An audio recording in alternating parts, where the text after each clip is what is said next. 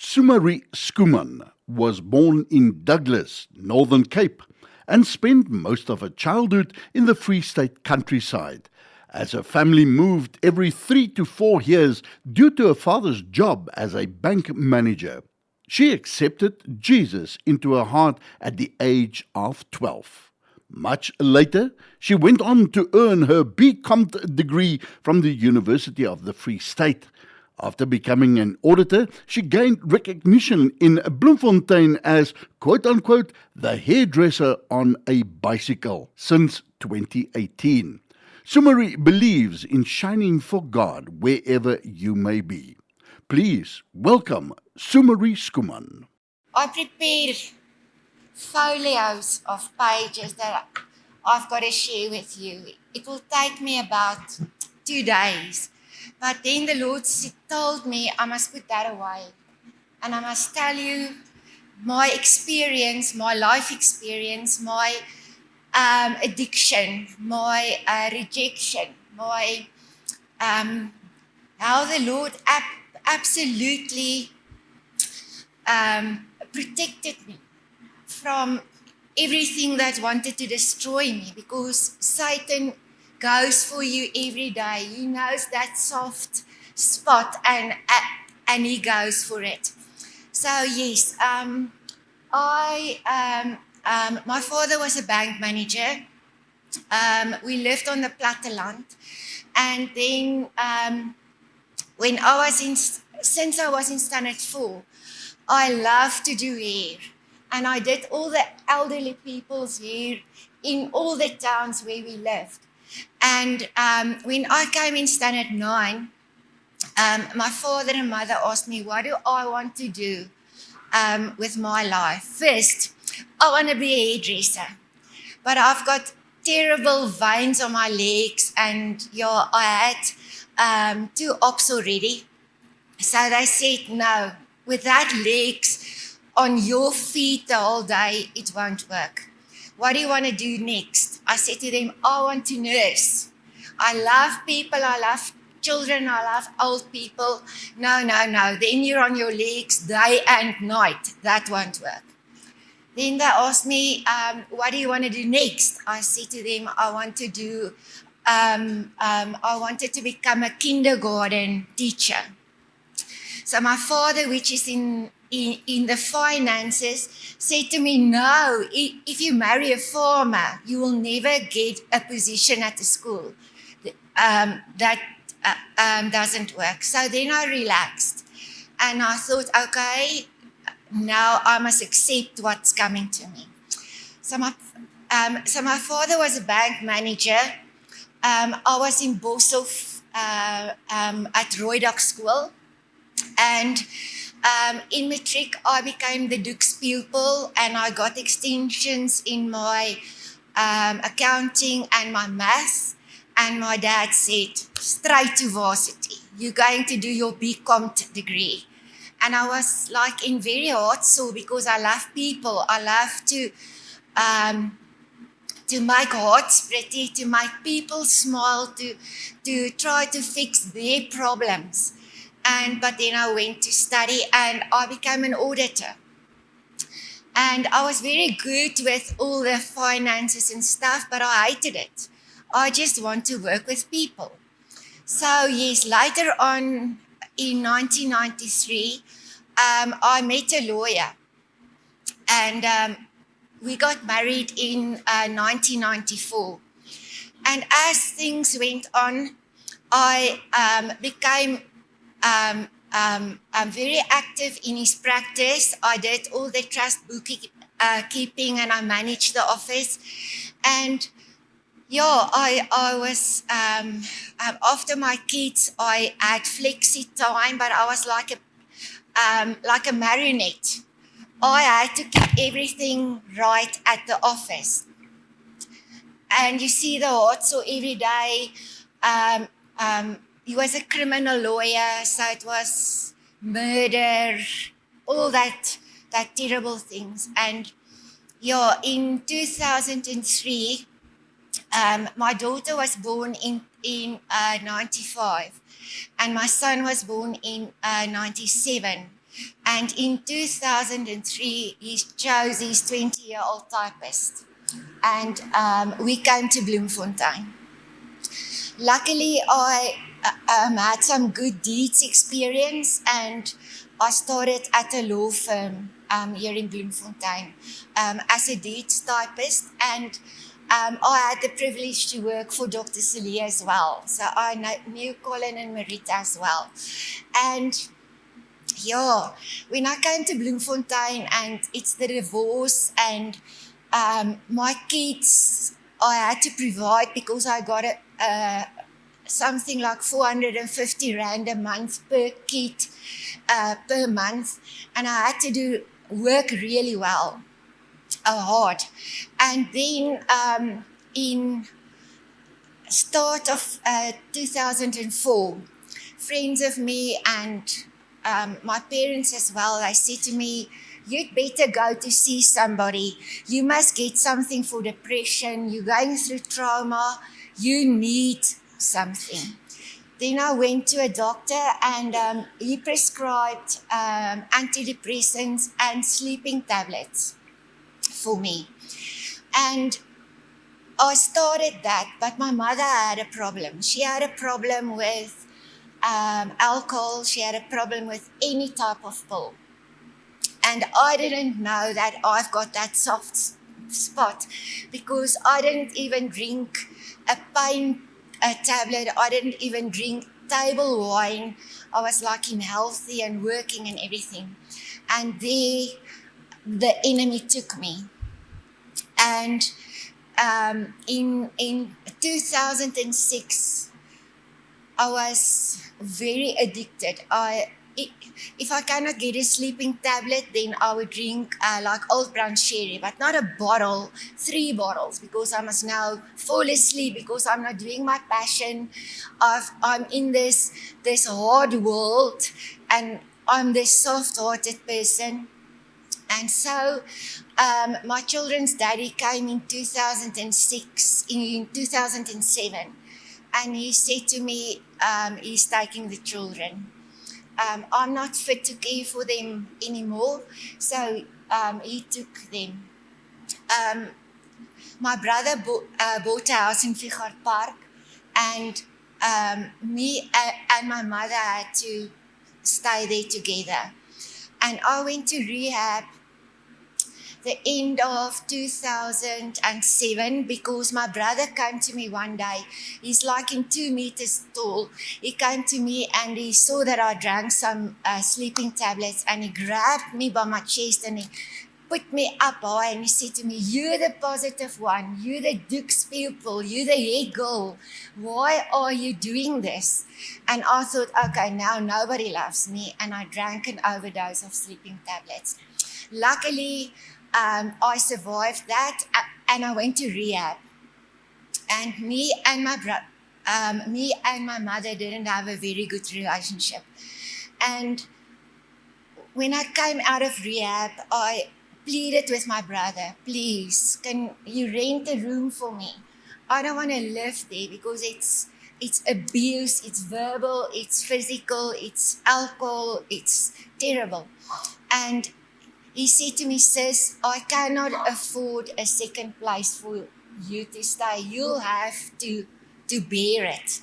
So I went back. That was February 2008. And me and my mother battled. I started drinking again. She drank sleeping tablets. I also drank them later on because I had to just close my ears for all this verbal abuse and everything. And the one night we laid on a bed in the bedroom, and we were watching TV. And I drank about tripolines about 8, and she had liquor, but we were peacefully there. And then I just saw the faces of these people on the TV. They became shrewd. They became totally distorted. And then I didn't know what happened. I woke up the next morning, 2 o'clock. I was standing beside my mom's bed, and I looked in front of me, and it was just blood. And I was holding a heavy object. And so I got such a fright because she's no longer there. I'm standing there and I've got the weapon in my hand. And I decided now I must flee. And I hid everything. I packed some clothes and I got into my car and I went off. But my brother and his wife brought the children that weekend because they went to a weekend away, so the kids were supposed to stay with us. And he was the one that actually came on the scene first, and I was gone. And I went to stay with a friend of mine and his father and mother.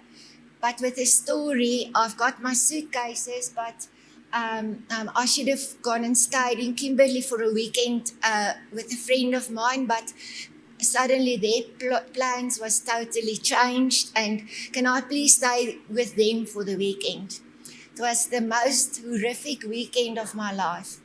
Every siren that I heard, every airplane or a helicopter, I thought, okay, now they're looking for me. And that Sunday, me and my friend, we went for some drinks at a pub. And as we went there, because I never told him, as we went there, a friend of him called him and said to him, the whole of Bloemfontein are looking for Sumari. Do you know that? He said no. So Bertus took me back to the house. He took me back to my brother. He phoned my brother and said, I'm bringing your sister. And as I got out of the car, I walked to the gate and I pushed the bell. My brother came out of the house with his cell phone. We were very close. We are like twins. So he came out and I was crying and he was on his cell phone and he phoned. The next moment, the police came and they got me and they took me there to the tourist centrum there on top, and where I confessed everything and I told them everything, and and so they took me the Sunday night. They took me to the Beinsvlei cells, and I was in a cell with 8 Situ ladies. I wasn't used to something like that. It was very terrible for me. But as I came there, I was issued with a thin, like a mattress, and a grey blanket, and a roll of toilet paper, and a Gideon's Bible, that small Bible. And that following day, around about 12 o'clock, they came and they called me. They said to me, there's people that's coming to see me. And I thought, oh, it's my friend. I didn't even realize who it was. And I came out in front, and my brother with my mother's sister was standing there, but the glass was like full. I couldn't touch them anything, but I had my pens, my album, they brought me food, they brought me clothes, and I was like in sobbing. I was terrified. And then my brother, he showed me the glass and he said to me, put your hand there. And I put my hand there, and he said to me, sis, I forgive you. And my aunt came there as well, and she said the same. I totally forgive you, because they knew what I had to deal with. And so my brother got me the best criminal lawyer in the Free State. He paid for Nico Dreyer. And the day they took me to court, the Tuesday, they took me to court, and as I rode at the back of this van, I just saw all these newspaper things on boards, and like in women killed in house, daughter held as verdagte, and it was terrifying for me. And then they took me into that lowest cell there, and they chained my legs. And the next moment, the door opened, and I was sitting there. I don't know what I must say. Am I guilty? Am I not guilty? What will that cause? What will it be? The next moment, that lawyer walked into that door, and his wife I knew from the deeds. And I said to him, "You, Nico, what are you doing here?" He said, "Sumari, come with me. Your brother got me for you." So, yeah, Nico, while I was in the cells and my 30 days probation, I had my Bible, my little Gideon's Bible, and I prayed to God. I said to him, if I have to get 30 years, I will work for him in prison for 30 years. And yeah, so I went through all the processes and I was sentenced. And I got 12 years, of which they suspended 6. So I had to do 6 years in prison, and I would be able to come out on parole after 3 years. So God covered that 0. And I came out of prison after 11 months, and I trialed for 6 months. But while I was in prison, I had ample time with God, and I worked in prison. I gave netball and I gave gym, and I made everybody positive, and I worked with the babies, and I worked with the juveniles, and I gave class, and yeah, so that was very, very awesome for me. But during this time, I met a very old friend of mine, and he came to me and said to me, "Sumari, I'm going to fight for you for corrective supervision." And I said to him, "Well, that's fine, but where am I going?" He said, "No, you're coming to stay with me." I said, "Okay, fine." But that was around about October. That May, I went out to jog, and I didn't know that he was a narcissist, and he was addicted to alcohol. He drank from 10 o'clock in the morning, and he was on sleeping tablets, and I was off everything, but I had to cope with this poisoned stuff that I was now surrounded with again. So yeah, then I started drinking again, and I started just wanting to sleep again. And in 2017, I left him in 2016 with nothing, just my car and the things that I can put in my car. And in 2017, at the end of the year, I was totally addicted again. Sleeping tablets, and if I can't sleep, I would drink Old Brown Sherry. And I lost my job. I lost everything. I had my car again with all my things that can go in my car. And a friend said to me, "Sumari, I'm taking you to Atalia Outreach now." And I said to her, "No, not that place. That's where all the schizophrenic, Alzheimer's, disabled, the old age, where they were housed." And I said to her, "No, please, not that." And I said to my brother, "Oh no, can I go to Bloemcare? Can I go to Aurora?" He said to me, "You were there. You're going to Atalia Outreach now." So I stopped there with my car that day, and I was like crying, and getting out there, I walked in, and when I entered that door, I saw the most horrific sight. People with sadness, people with hair standing like that, hands and feet not cared for, really unhappy, and the people weren't careful. And then I realized, now I'm at the place where God needed me. And that's where I started with the hairdressing, and I did care working, and I did the kindergarten stuff came in with the Alzheimer people because they like little small kids.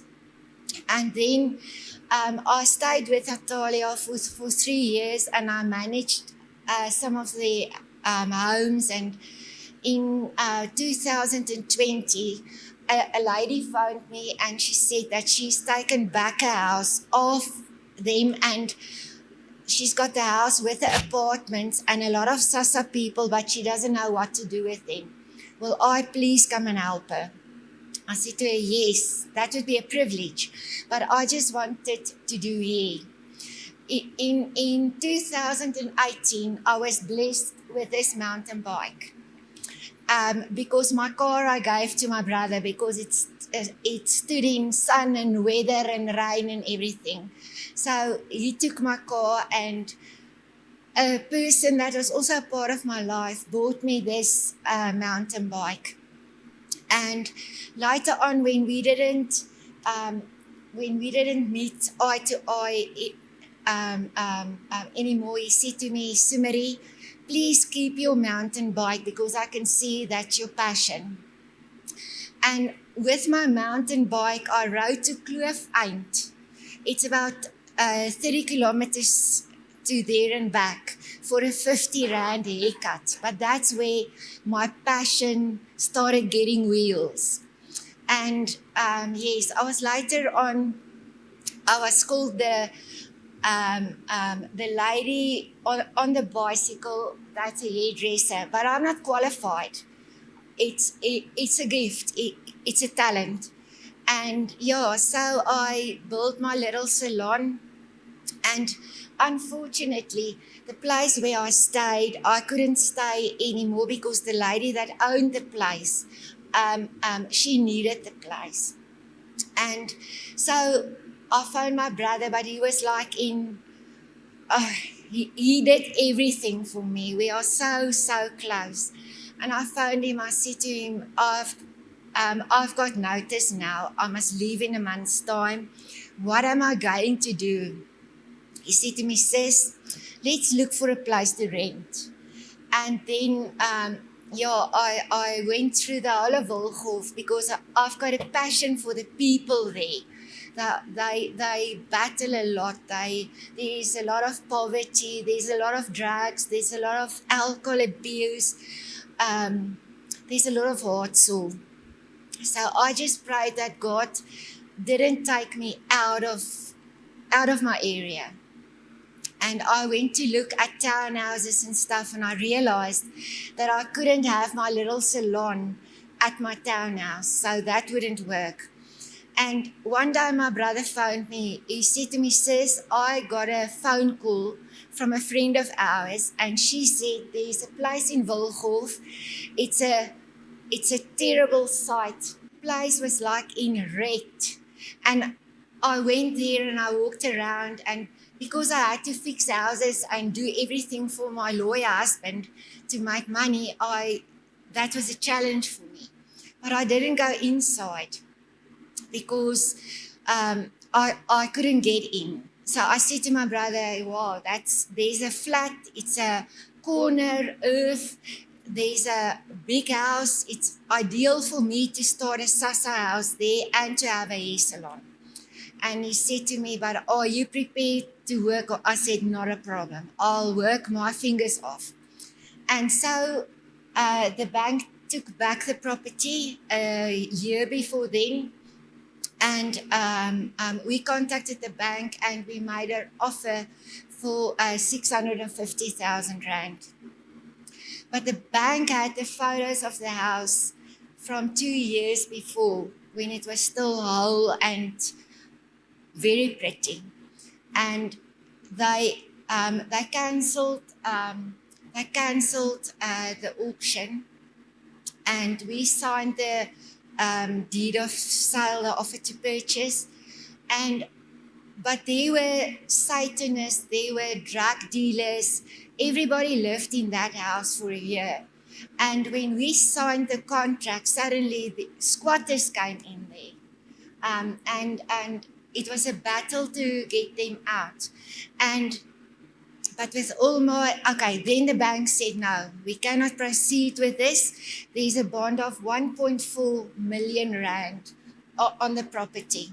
We cannot sell that place for 650. And then I rode past the house and I wrote my name on that house. And I said to my brother, I'm going to call the house a light tower. My brother laughed. He said, no, it's not a tower, it's a house. I said, okay, it's going to be the lighthouse. And so my brother said to me, I must go and take photographs of the house on the inside and outside. I took nearly 50 photographs. They stole all the wiring, all the water pipes, the basins. They wrecked the whole place. And I took photos and we sent the photos to the bank. And they said, okay, you can have the house. So then they came and said, we must pay the agent's commission. We must do the COC, which would have been 49,000 rand for the wiring and everything to be done. The plumbing would be 43,000 rand for all the pipes and everything to be fitted, and the bath and showers and everything. And we had to pay 80,000 rand on erfbelasting, rates and taxes. And my brother thought for a while. He said, no, we didn't buy the property on an auction. You're the seller, so you are responsible for that amount of money. So the bank had to pay it. We got the squatters out because they were in cahoots with the previous owner and the security that were looking after the place. They stole everything inside. They wrecked the property, and I thought that one day I can go and make a case against them. And I made a case against them all. And when the police phoned them, they said to them, okay, we've got this case against you for 495,000 rand, malicious damage and everything.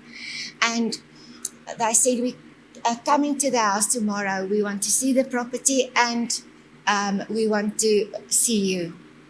And that evening, they left the property. All of them left the property, and I could go in there the 12th of December. My brother came down from the Cape on the 16th of December, and he helped me for 3 weeks. And I had a before and a after photo, and you couldn't believe what happened in 3 weeks with prayer, with hard work, with faith, with trust, because I knew that lighthouse are going to become a beacon in Wilhof. And yes, so we fixed the house and I moved in, and then I decided I'm not going to do the SASA thing there because I need my privacy as well, because I need some time with God. And I need, I must be alone with them. I cannot look after baths not being cleaned and stuff like that. And then I decided, no, I'm gonna rent out the flat and I'll stay in the house with my salon. Yeah, and so everything worked for the good, and I got sponsors. People bring me clothes. I've got a blessed room with a cupboard with clothes in, and as my clients, which are very poor, I'm very cheap with all of my prices because I want to cater for the SASA people. I just feel they also want to look like princes and princesses, and they haven't got money to go to the expensive places. And so I've been blessing because God at the end of June, all my chains were broken. I started free. I started with no guilt, with no regret, with my brother holding me to his breast like this. And yes, it's an unreal experience, just being free. And with my bicycle, it's not new anymore, but I just want to show you. The theme is also connected to my bicycle, I found out today, because the theme is hold tight, hold fast. And the grips of my bicycle are wear out. I've got my saddle is all worn, and I go through. I go from Brandkop, I ride gravel roads, everything, and one day it just struck me. We have to hold onto God, like I was holding onto my bicycle, because if I strike a pothole or a gravel road, I can fall off and I can get hurt, but I must hold on. Doesn't matter. Wet weather, dry weather, sandy circumstances, everything. I've just got to hold onto my bicycle. I've got to hold onto God. And that is what we all must do, because you get rough roads. From Brandkop down, it's a lot of bumps, it's a lot of stones. You go over everything, you just hold onto your bicycle. And my bicycle is a privilege for me to have, and that's the story that I'm telling. And I just want to thank you all for being here today. It's a lovely privilege, and just hold on to God and be bold for your faith. Don't hide it.